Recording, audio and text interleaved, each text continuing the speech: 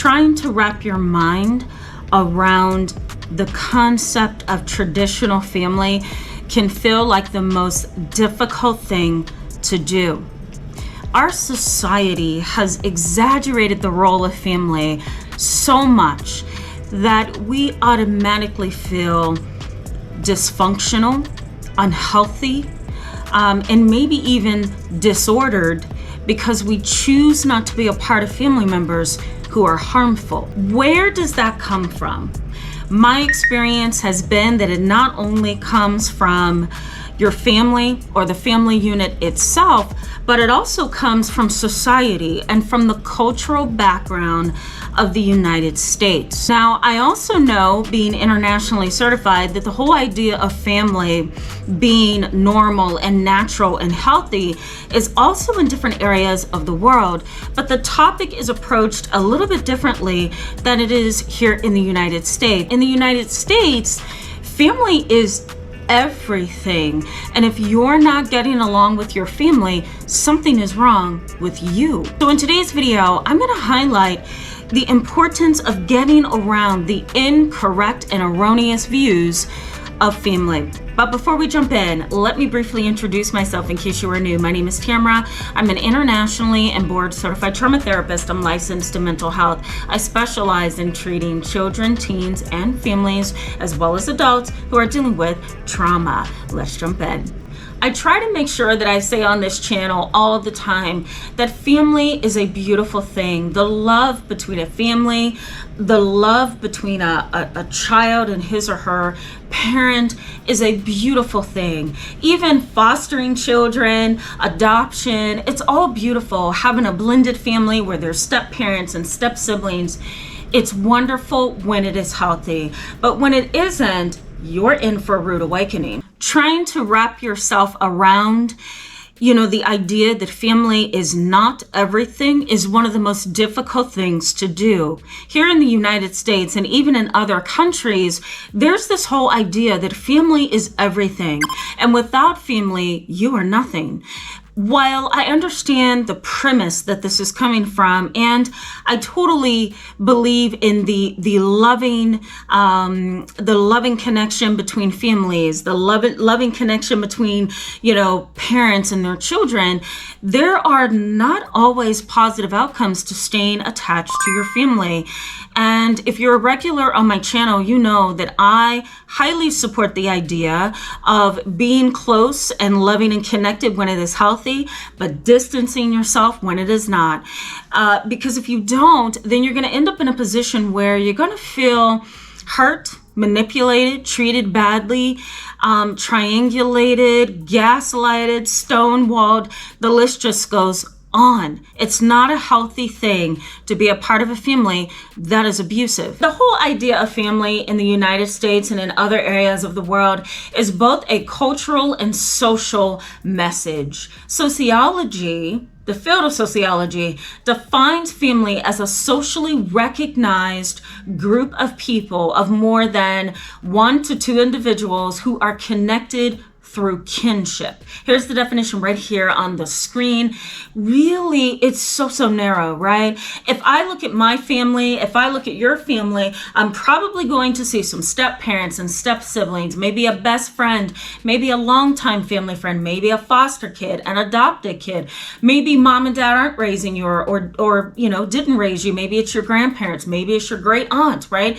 So families in the realistic sense do not take the form of the definition that sociology gives us, right? But in addition to sociology, we have to look at the cultural view of family. That family is everything, says our current culture. And if you don't have your family, you don't have anything. I had a client come in to see me a year ago, and the first thing that he said to me when he sat down is, my family is everything, but they abuse me. And by the time we got done uncovering what his family had done to him, it really looked like, some kind of skit, some kind of orchestrated criminal movie that he was a part of. They did everything possible to him, everything. And it was just alarming. It was disturbing. It was despicable. And one of the reasons why he stayed involved was because he felt that family is everything. He continued to be abused. He continued to be manipulated. He continued to be lied to. He continued to be lied on. You know, he was used financially, emotionally, physically, and even sexually. He didn't see an out because he couldn't find an out, right? There's a lot of people who would look at you twice if you say you want nothing to do with your family. And these individuals most likely have healthy families or good families, or at least they think they do. But it is hard to see the dysfunction when you're in it. So you're probably going to go around saying you have a good family, not knowing that you've been abused, you've been harmed, you've been traumatized, and that you're not in a healthy unit yourself. Unfortunately, those erroneous ways of thinking about family keeps you stuck, you know? And so my channel has always been of the belief and the foundation that family is a beautiful thing when it is healthy and it functions, and it's a horrible, devastating thing when it doesn't. Because family is something that you need, that you can benefit from, right? When it is wonderful and it's beautiful, you can rely on those people who know you the best. You can rely on those people who are willing to go the extra mile to support you. But when you come from an unhealthy, dysfunctional unit, you don't need to be a part of that, because instead of them being on your side, they're going to be against you. And that can create a host of symptoms of post-traumatic stress disorder, mental illness, emotional distress, chronic stress, and the list goes on. So let me give you some ideas as to the roadblocks that exist here when we talk about family in our society. Now, there's this whole sociological and cultural idea that a family is a nuclear family. And I'm going to dispel that myth right now and just say that family can be a longtime best friend who has been there for you. It could be your stepfather, his stepchildren, your stepchildren, your step siblings, right? A grandparent. It can even be a professional that you look up to, like a professor or a coach, right? Something like that. Maybe you volunteered at an organization and the leader of the organization, or the pastor or the bishop or the first lady, whatever, took you under the wing and supported you. Perhaps that's your family, not the family that you are in kinship with through biology and genes, right? I'm sure you agree with that. So that's one myth I want to dispel, that a family is only nuclear. The other issue here is that extended family should always be a part of your life. Now, there's this sociological and cultural idea that extended family members should be a part of your life, that you should want to be a part of your cousins and your uncles and their children and their families. But if they're going to triangulate, abuse you, traumatize you, manipulate you, lie on you, cheat on you, be jealous of you, the list goes on, then you don't need to be connected to those individuals. I talk about jealousy, family jealousy, right up here in this video if you want to go check it out. And if you want to check this video out after this current video that you're watching, go ahead and check that out, because I talk about jealous parents as well. As you know, disturbing as it is, there are some parents who are absolutely jealous of their children, and it's really, really hard for them to be the supportive, loving parents that they need to be because of that jealousy. So go check that video out. There's also this cultural and sociological concept, as I stated at the very beginning of this video, that says family is everything. I hear a lot of people say family is everything, and without my family, I have nothing. So then what does that really mean? Does that mean that if your family walks away from you, you're nothing? Does that mean that your family, if they die, that you're nothing, that you should die too? Does that mean that if your family somehow gets separated from you, your life is over? What does that actually mean? Let me know in the comment section below what you think that means, and if you agree with this. I disagree with this. I don't think that we should praise family in that way so much that we dispel or push to the side our ability to survive without them, if that makes sense.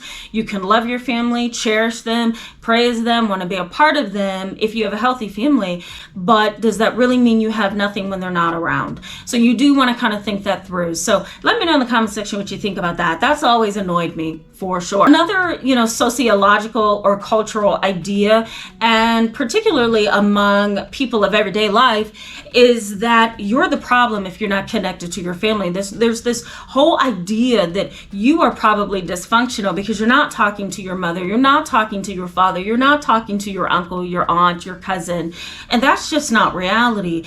Everybody has issues, and perhaps that other person who's judging judging you because you don't contact your family has a problem with something else that you could point out, right? So we all have issues. They tend to be different. So maybe your issue is I can't communicate with my family, and that other person who may be judging you, they're most likely going through their own issues as well, right? So there's this idea that if you're not connected to your family, something's wrong with you, and that is just not the case. So I'm going to dispel that right now. Cohabitation means failure. If you're still living with your family, or if you are, boarding with them or rooming with them for a while, some people look at that as a complete failure, and I disagree with that. I think, if you have a loving, supportive family, it's okay to live with them for a short or a long duration of time, whatever you need. But I've often gotten, that information from some clients in the past that, they feel like they're a failure if their mother moves in with them, or if their brother or their cousin, or they have to move in with a family member, especially a family member that doesn't get along with them. There's this idea that they're a failure, and that is not the case. The other thing is that within the whole family unit, I think there's this idea that there is no mental illness or no personality disorders involved in a family context. When you read articles or you hear people talk about family, it's always in a positive way, right? Make things work with your family, go to therapy and try to make things better. You can't walk away from your family. Family estrangement is abnormal. All of those messages fail to embrace the idea and the reality that there's mental health issues that can separate a family, there's personality disorders that could separate a family, there's broken down and dysfunctional communication and behaviors that can, create issues within a family. Family is a major a major project, a major unit that requires a lot of patience and a lot of understanding. It's really not easy to try to understand a family dynamic or a family unit. That's why some therapists, even myself, struggle with the family dynamic, because it's not always as it seems, and it's complicated and includes a lot of emotions and independent thoughts and behaviors and personalities, and the list goes on. So it's not just easy to bring family down to a few of these myths that I just mentioned. Here they are right here on the screen, because family is complicated.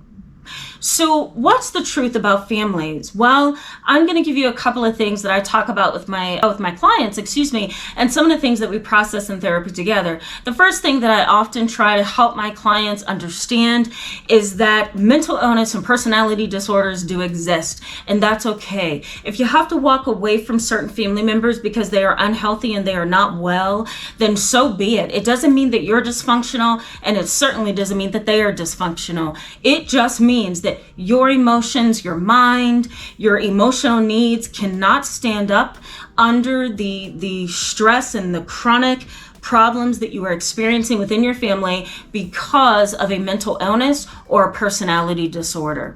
There's a lot of people that believe that you're the problem if you can't make it work, and I just want to dispel that right now and say that's not true, and it's not as simple as just going to therapy. The next thing is that not all families work, and that's okay. Maybe that person over there has a really good family that they can blend with and they can spend vacations with and really be happy with. But maybe this person over here has a family that's very dismissive, dysfunctional, unhealthy, angry, the list goes on. And both of those individuals within the family can function within or outside of that family unit. You are still a whole person, even without your family. If you have to leave, you have to leave. If you have a wonderful family that you don't want to leave and you don't have to leave, that's wonderful too. But I think there needs to be some clarification about family, and there needs to be some understanding that you're not always able to connect with family, and that's okay. Also, jealousy, triangulation, pathological lying, abuse, assault, all of those things can happen within a family. And I talk about them all here on my channel so that I can normalize to you guys that you're not the only ones. And if you are watching and you're new to the channel, you're not the only one who has a family that's dysfunctional. There are a lot of people that do. Some are dysfunctional and they can cover it up with other things like family holidays and photos of vacations and things like that, but they're still, hurting at the foundation. And then there are other families who are strictly unable to hold that image together and appear a certain way, and that's okay too. Accepting the reality that not all families connect and work together or work for the good is okay. Finding, your peace of mind with that is the whole goal of this channel. Being able to look at your own family and yourself and say, you know what, this is not healthy for me and I'm not going to deal with this. And having peace while you do that, right? So triangulation, jealousy, anger, resentment, pathological lying, all that stuff exists within a family. Finding purpose and meaning in your life is important despite not having your family. Maybe you do have to separate from your family, but that doesn't mean that you lack purpose and meaning. And despite what other people may be saying, because there are other people in your family, I'm sure, that can't understand why you want to walk away, why you are estranged, if I can say it, why you are distant from certain family members, I would ignore them, right? Because maybe they have a different relationship with your family member than you do, right? So even family who makes you feel guilty and as if you're failing yourself and family members that you refuse to be a part of, I think it's important for you to find meaning and purpose in your life outside of that, right? So find some purpose and meaning in other areas of your life and get closer with you, right? Cling to who you are on the inside and really get to know that person. That may be really helpful in healing you as well. I think it's important just to remember that there are some psychotherapists who do not believe you should be estranged or separated from your family, and that is a huge mistake. I think you should find a therapist who normalizes this, who understands where you're coming from, who has maybe experienced it themselves, has some kind of compassion and generalized understanding of families, and can relate to you. The last thing that you want to do is go to a therapist that doesn't understand you, because you're going to be judged. You're going to be forced to try to make things work. Maybe even you're going to be forced to wear a pair of lenses that just has nothing to do with your family dynamics. So find somebody who is a professional who can support you, a pastor, a therapist, a spiritual advisor, somebody who absolutely gets where you're coming from. I think that's the first step to healing. This is a difficult topic, guys. I'm going to try to come back more throughout the summer and give you more tips on how to deal with complicated family dynamics. Let me know in the comment section below what your family dynamic is and if this was helpful. Thank you so much for being with me in today's video. Go ahead and give this video a thumbs up. Hit that bell button for more notifications and that subscribe button so you can stick around with us. And I'll see you in the next video. Bye-bye.